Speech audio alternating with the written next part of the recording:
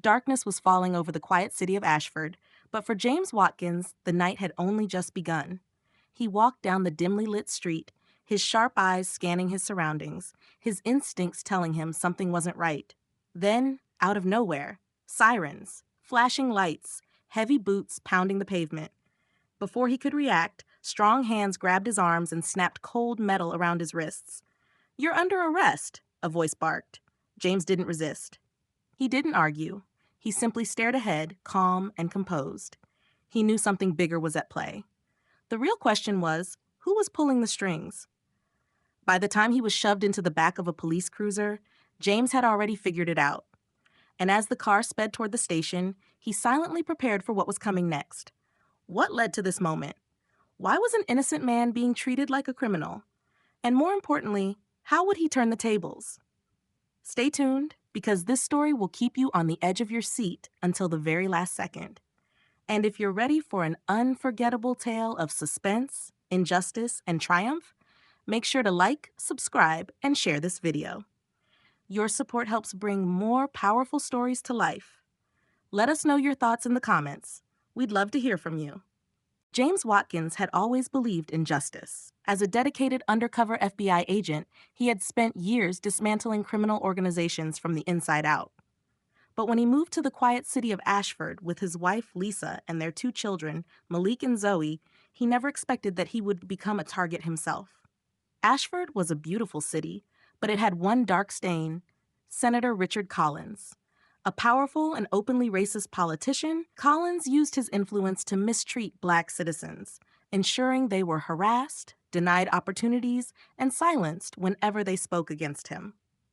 Many in the community feared him, but James Watkins wasn't the type of man to fear anyone. James and Lisa had moved to Ashford hoping for a peaceful life where their children could grow up in a safe environment. Lisa was a schoolteacher, passionate about empowering young Black students, while James kept his job with the FBI a secret, posing as a businessman. Their neighbors were friendly, but James could sense the underlying tension in the Black community. People avoided talking about Collins in public, and it didn't take James long to realize why.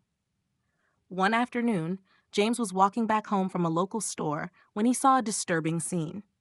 A young Black teenager, no older than 15, was being cornered by a couple of police officers, looking terrified.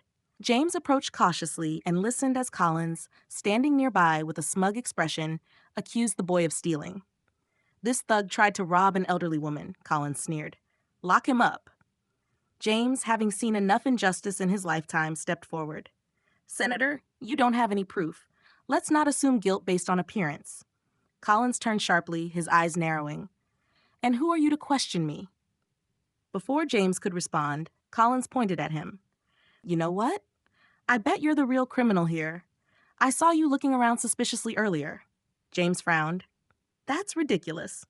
But Collins smirked. "Officers, arrest this man."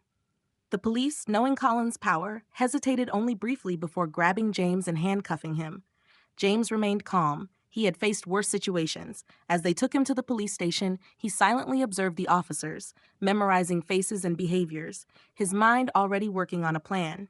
At the station, as they processed James, a firm voice echoed through the room. "Uncuff him. Now." It was Chief William Carter, the head of the police department. He stared at James, recognition dawning in his eyes. "You're James Watkins, FBI." The officers froze. The room went silent. One officer fumbled with the keys, unlocking James' handcuffs. James smirked. "Took you long enough." Chief Carter pulled James into his office, shutting the door. "I had no idea you were in town, Agent Watkins. What happened?" James explained everything. Carter clenched his jaw. "Collins has been getting away with this for years. He's careful, though, never leaves a paper trail." James leaned forward. "Then we make him slip." That night, James and Carter put a plan into action. With the FBI's resources and Carter's knowledge of local law enforcement, they set up a sting operation. The next week, James, disguised as a wealthy investor, attended a private fundraiser hosted by Collins. With hidden cameras and wiretaps, he let Collins believe he was interested in supporting his political career. Collins, thinking he was among his kind, let his guard down. He openly talked about his illegal dealings, rigging city contracts, pushing policies that oppress Black neighborhoods, and even paying off corrupt officers. James played along, getting Collins to expose himself more and more. Then, at the perfect moment, Carter and the FBI burst in. The room erupted in chaos. Collins, confused and furious, tried to protest, but Carter held up a recording device. "It's over, Senator. We have everything." James stepped closer, locking eyes with Collins. Justice always catches up. Collins was arrested, and as the news broke, Ashford erupted in celebration.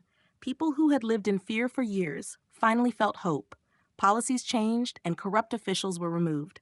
James had come to the city for a fresh start, and in doing so, he had helped give the entire community one too. As James walked home that evening, his wife and kids ran to hug him. "You did it," his wife whispered. James smiled, looking around at his neighborhood. The people no longer afraid, the children laughing freely. "No," he said. "We did it." The following weeks were filled with positive changes. Community leaders stepped forward, new policies were put in place to protect the rights of Black citizens, and even some former Collins supporters turned against him after hearing the truth. Lisa continued her work at the school, now more determined than ever to educate young minds about their rights and the power of unity. One evening, James was invited to speak at a community gathering. Standing before the crowd, he looked at the hopeful faces and said, "Change doesn't happen overnight, but when we stand together, when we refuse to be silenced, we make history." The crowd erupted into applause. People hugged, some even shed tears of relief. That night, Ashford wasn't just a city. It was a symbol of resistance, of triumph over oppression.